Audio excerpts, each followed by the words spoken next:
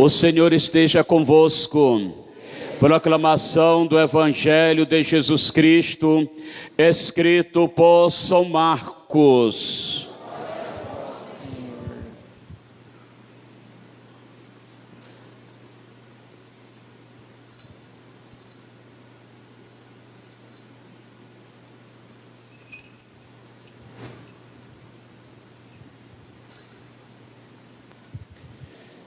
Os que estão com o livro sagrado, erga para os céus. Naquele tempo, Jesus e seus discípulos atravessavam a cidade da Galileia. Ele não queria que ninguém soubesse disso, pois estava ensinando a seus discípulos e dizia-lhes: o Filho do Homem vai ser entregue na mão dos homens, e eles os matarão. Mas 3 dias após a sua morte, ele vai ressuscitar. Os discípulos, porém, não compreendiam estas palavras e tinham medo de fazer pergunta para Jesus. Eles chegaram à cidade de Cafarnaum. Estando em casa, Jesus perguntou-lhe o que eles estavam conversando pelo caminho. Eles, porém, ficaram calados, pois pelo caminho caminhavam e tinham discutido quem era o maior entre eles. Jesus sentou-se, chamou os 12 e disse para eles: se alguém quiser ser grande, ser o primeiro, quem quer ser o primeiro, que seja o último de todos e aquele que serve a todos.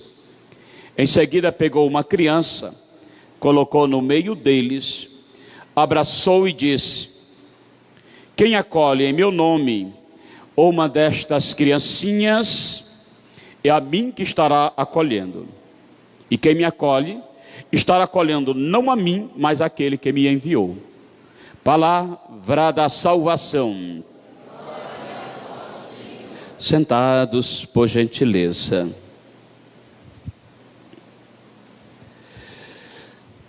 Meu irmão, começo a falar hoje. O Papa Francisco está no país Lituânia, e hoje ele celebrou um acordo, ainda que provisoriamente, entre a República Comunista da China, porque lá na China os católicos e evangélicos não têm liberdade de ler a Sagrada Escritura, porque é um país comunista, e os comunistas são ateus, não gostam de família, não gostam de Deus, detesta a religião. E nós, cristãos católicos, temos que saber e a coragem de lutar contra essas tiranias daqueles que nos envergonham. A relação diplomática entre a Santa Sé, que é o governo da Igreja Católica, e vocês sabem que o Vaticano é um país, o Papa, queira ou não queira, é o monarca, chefe de Estado. A China rompeu a relação diplomática com a Igreja Católica.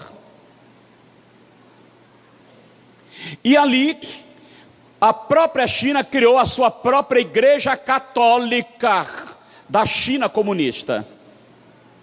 Então ela mesma que nomeia os bispos, elas mesmas que ordenam seus padres. E existe lá um pequeno grupo católico da Igreja Católica Romana, mas são chamados clandestinos. Os padres são ordenados às escondidos. Então, não tem liberdade religiosa. E qual era a condição que o governo comunista impunha sobre a igreja para reconhecer a igreja para relatar a relação diplomática? Desde que a Santa Sé desconhecesse, quebrasse a relação diplomática com o país Taiwan, porque era uma península, uma colônia lá, que foi feita entre as guerras e a República Comunista, e eles acabaram conquistar a sua independência e formou lá-se um país, mas que o governo chinês não reconhece Taiwan como país, e a Igreja Católica reconhece. Então tem esses embates, um problema muito sério para ser resolvido. Nós sabemos que lá no governo, lá milhares de padres encarcerados, mortos e perseguidos, e que agora, hoje, foi assinado esse tratado, essa diplomacia provisoriamente, em que a Santa Sé obriga-se a reconhecer 10 bispos que foi ordenado pelo governo comunista. A igreja reconhece como validamente ordenados, e aí é um problema sério para reconhecer que uma ordenação tenha validade na Igreja Católica. Então, pelos acordos diplomáticos, a Santa Sé reconhece esses 10 bispos que foi ordenado pelo governo comunista. Em troca, o governo comunista reconhece provisoriamente a liberdade religiosa da Igreja Católica. E hoje, provisoriamente, acabaram criando lá uma diocese, a igreja nossa, a romana, que reúne um território ali de 25 mil pessoas. Qual o tamanho de Alto Paraíso? Tornou-se uma diocese. Aqui é uma paróquia, lá tornou-se uma diocese, aonde os cristãos, você que está com Bíblia, levante a Bíblia para o alto, levante. Isso não acontece no país comunista, usar a Bíblia desse jeito. Louvado seja Deus que nós estamos num país de liberdade religiosa. Nos países comunistas sabe que a Bíblia é proibida. Vocês sabem quanto tempo a China, a Rússia ficou lá? Mais de 50 anos das pessoas não ter direito de ter uma Bíblia. Por isso, a leitura de Sabedoria, capítulo 2, vai dizer: os ímpios, aqueles que andam à margem da lei de Deus, os que não gostam de família, não gostam da religião, não gostam de Deus, os ímpios armam cilada contra o justo para impedir o crescimento do justo, o crescimento da fé, porque a sua presença do justo incomoda os injustos. Então não interessa fazer com que Deus seja amado, conhecido e adorado pelos os que são justos. Os injustos, eles se opõem ao nosso modo. Os injustos ficam incomodados. Por isso tramam cilada, mandam matar, mandam silenciar, porque os ímpios querem dominar a face da terra. E com isso, cessa a liberdade mais preciosíssima que Deus nos criou, a liberdade de fazer escolhas. Não sejamos nós, nesta noite, amados irmãos e irmãs, não agimos e não demos vozes àqueles que reprovam a nossa fé. Não damos direitos àqueles que reprovam o nosso estilo de adorar a Deus, o nosso desejo de concretizar Deus em nossa família. Não sejamos nós dar poder a quem não tem autoridade e quem não tem competência para aceitar o nosso estilo de vida, o nosso modo de rezar, o nosso modo de crer, o nosso modo de nos congregar, uma sociedade formadas, e aqui particularmente o Brasil, com mais de 90% de cristãos, quer que seja católico, quer que seja evangélico. Então precisa ser respeitado. O Estado laico é um Estado que não é ateu, é um Estado que não favorece uma única religião, mas que respeita a diversidade de religiões que existe. O Estado laicista é o Estado que abomina e persegue a religião. Nós, cristãos católicos e evangélicos, precisamos fazer algo. E já estamos fazendo algo. Nós precisamos de não deixar que os ímpios se perpetuem sobre nós.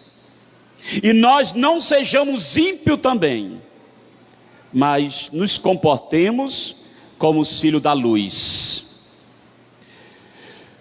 E aí, para passar para a carta de São Tiago, ainda no versículo 19 do livro de sabedoria, diz assim o autor sagrado: vamos pô-lo à prova com ofensa e tortura, para ver a serenidade e provar da sua paciência. Vamos condená-lo à morte vergonhosa, porque de acordo com as suas palavras, virá alguém em seu socorro. Um afronto à nossa fé, um afronto a Deus. Vamos matá-los, o justo, vamos silenciar, vamos caluniar, vamos pôr à prova, porque dizem que virá alguém em seu socorro. Amados irmãos, diz um ditado popular: você só conhece uma pessoa quando dá poder para ela. O problema é que nós católicos estamos dando muito poder para quem não tem autoridade moral. O problema é que nós cristãos estamos dando muita autoridade que não merece o nosso respeito. O problema é que nós cristãos, quer que seja católico, quer que seja evangélico, nós estamos dando vozes que não podem ser ouvidas. Nós estamos dando autoridade, liberdade, quem não sabe usufruir da liberdade e usa a nossa liberdade para nos coagir e para nos oprimir. Nós, cristãos católicos, temos que ter um posicionamento da nossa fé. E nos ajuda a carta de São Tiago. E aí Tiago vai falar de duas palavras muito familiar, minha, sua, nossa, com a seguinte pergunta: de onde há inveja e rivalidade, aí começa a desordem em nossas obras, em nossos comportamentos, em nossas rodas de amigos, em nossos rodas de trabalho. A inveja e a rivalidade têm sido causa de guerras. É preciso a gente pensar no conjunto, Porque se eu penso somente o meu interesse como padre, ou enquanto a pessoa, eu vou desenvolver a minha guerra particular. Mas quando eu olho uma nação, mas quando eu olho uma família passando fome, alguém que está ali, ou se não será atendida ali, de precisa de um exame médico, e não vem, e ela vai morrer, e eu, enquanto cristão, ficar calado, porque apenas não quero desagregar o que as pessoas acham, o que elas dizem, ou apenas para compactuar com os meus interesses particulares, uma nação vai perecer, o rebanho vai se desgastar. A inveja e a rivalidade têm criado guerras. A religião não é para fazer guerra, mas é para a gente também se impor. E como é que a gente se impor? Não dando liberdade para quem não tem autoridade moral. Não dar liberdade para governar em nosso nome quem não tem respeito pela família, quem não tem respeito pela religião, quem não sabe conviver pacificamente com a diversidade de crenças também religiosas. A carta vai dizer: então as desordem de todas as espécies, que gera obras más.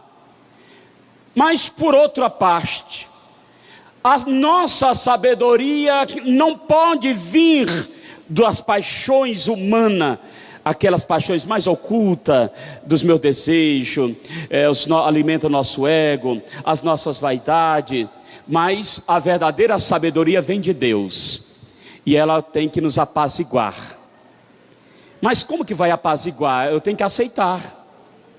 Então os cristãos aceitam. É mais fácil uma pessoa que teme a Deus aceitar o desígnio de Deus, do que aquele que não acredita em Deus. Como é que vai acreditar, se sujeitar à autoridade da benevolência de Deus? Porque não acredita, faz as suas leis, seus caprichos e as suas vaidades, e todo mundo perece.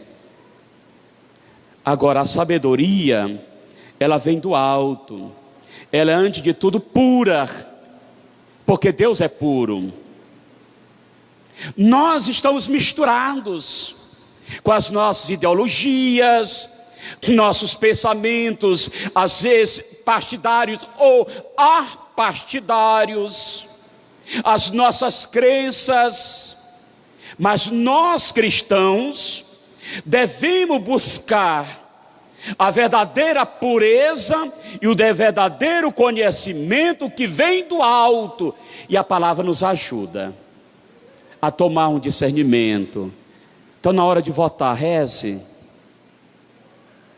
mas não reze de acordo com o seu partido, não reze de acordo com os interesses partidários, não reze. Clame a Deus, olhe o país. Não olhe somente para a sua propriedade, para o seu comércio, não olhe somente para a sua rua, olhe para o conjunto de modo geral. Clame a Deus. Deus tem que dar sabedoria para nós, para a gente fazer escolhas assertivas. Aqui não se trata de política partidária, se trata de abrir os olhos dos cristãos.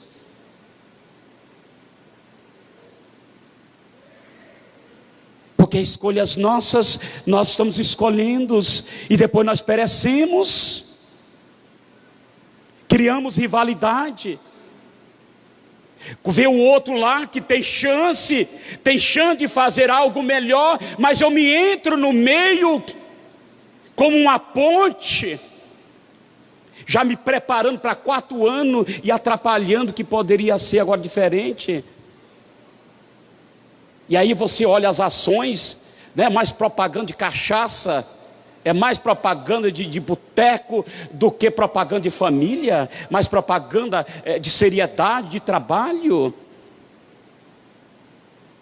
Cria rivalidade. cria aí competição, de inveja do outro crescer. E a rivalidade começa dentro de casa, sabia? Não vou desenvolver esse tema porque não é esse tema para cá. Mas a primeira rivalidade começa entre dois irmãos. Um é mais sucedido e o outro tem mais dificuldades. E aí, normalmente, o que é mais sucedido é mais organizado, é mais prestativo nos seus negócios, é mais, de certa forma, é mais acumulativo, pensa um pouco melhor, pensa duas vezes antes de fazer negócio, antes de gastar. E às vezes o outro só pensa em esbanjar. Aí eu estou falando aqui de Caim e Abel, né? A rivalidade quando começou através de uma inveja, né? O fratricídio. A Bíblia está tratando aqui das rivalidades, das guerras. E guerra é morte, é competição, é bomba, é matança, é violência. Mas começou com uma rivalidade. O fratricídio, a morte de um irmão matou outro irmão, começou com uma rivalidade lá, com uma inveja, porque um era mais organizado, apresentou a primícia a Deus, o outro trabalhava também, mas não doou de coração, e Deus se agradou daquele que doou, mas com coração, sabe? Eu estou aqui na igreja de corpo e alma. Eu estou aqui, eu vou doar isso aqui para alguém, independentemente se a igreja, independentemente que vai fazer, independentemente daquela, eu vou fazer isso porque há uma necessidade de eu me humanizar, de me sentir também próximo também ao outro também. Então eu ajudo e faço isso de coração sincero. Então isso agrada a Deus. Não é porque o outro criava gado lá, animal, e o outro trabalhava na terra. Não é por causa disso. Deus é puro. Deus não faz acepção de pessoas. Deus não cria rivalidade. Mas as nossas paixões criam rivalidade. Os nossos conhecimentos é limitado. A palavra de Deus nos pede hoje um conhecimento mais amplo e profundo, que vem da palavra, que nos ajuda a nós a ter discernimento. E depois, o fruto da justiça é semeado na paz, para aqueles que promovem a paz. A igreja, o Papa Francisco, com esse gesto, se nós olharmos o lado humano, não haveria necessidade de reconhecer, porque é um problema histórico aqui, que não vou desenvolver a história aqui, reconhecer a autenticidade, se não veio ali uma questão histórica da igreja, para ter validade, a sucessão apostólica. Mas o Papa, nesse gesto, e aí eu quero acreditar a solidez do Evangelho, dar ali um primeiro passo de buscar a paz, de buscar a concórdia, que sejamos nós abrir mão daquilo que para nós é tão importante, é mais sagrado, para dar ao outro uma possibilidade, os outros que estavam lá, de receber o Evangelho, de poder ter padres que celebrem missa, ouvir a confissão, os sacramentos, a espiritualidade, o canal da fé que chegue para eles.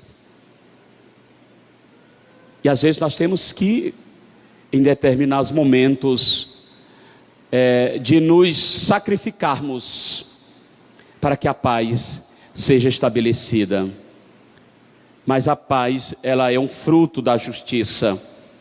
De onde vêm as guerras? Vem justamente das brigas. Quantas brigas desnecessárias, às vezes dentro da igreja, entre nós também, né? Quantas brigas desnecessárias dentro da nossa família também. Quantas brigas desnecessárias agora nesse período agora, da acirrado, da política. Quantas brigas? Para fazer o bem ao próximo? Não, nem sempre, mas para implantar suas ideologias. Sejamos nós atraídos pela pureza do Senhor. Não criamos nós rivalidade. Não criamos nós inveja. Todo mundo pode trabalhar. Todo mundo também pode ganhar o pão nosso de cada dia, com suor, com sustento. Pouco com Deus é muito, muito sem Deus é nada. O que importa é que nós estamos bem, a nossa consciência limpa diante de Deus. Não importa se o outro lá está prosperando através do tráfico. Não importa se o outro lá está prosperando através dos dinheiros emprestados. Não importa se o outro lá está prosperando de forma igual dos ímpios. O que importa é a nossa consciência diante de Deus. O pouco que nós temos é nosso. Isso nos confere uma dignidade. Isso nos confere uma capacidade de termos autoridade, de termos uma honestidade diante de nós e diante de Deus. O que importa para nós é pensar que nós podemos fazer este mundo ser melhor, famílias viverem melhor, que todo mundo possa viver em paz, respeitando também as diversidades, independente do que quer que seja, que se respeite também a diversidade, mas que nos respeite também o nosso modo de ser, o nosso modo de agir, o nosso modo de celebrar, o nosso modo de crer.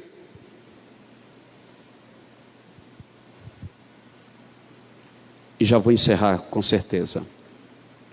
Não cobiçais, não conseguis ter, matais, cultivai inveja e não consegue êxito. Briga, faz guerra, mas não consegue possuir. E qual é a razão? Porque não sabe pedir.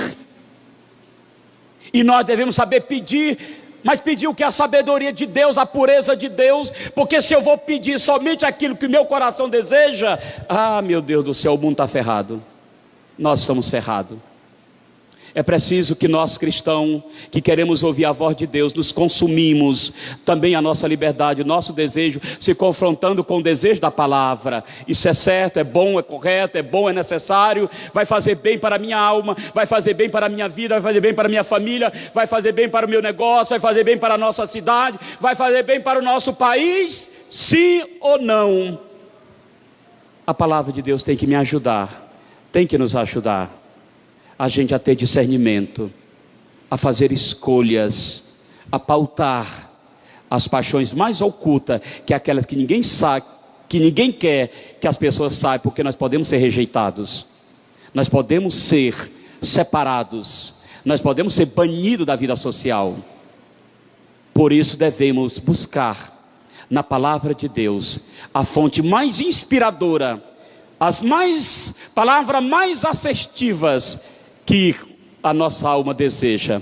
Busquemos em Deus como fonte de toda a fortaleza divina, para que assim nós pedimos e Deus vai nos conceder, porque às vezes nós conseguimos e esbanjamos as oportunidades que Deus tem nos dado.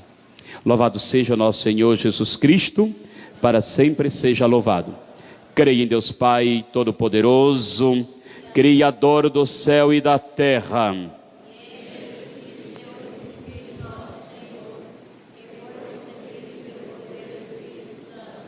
nasceu da Virgem Maria,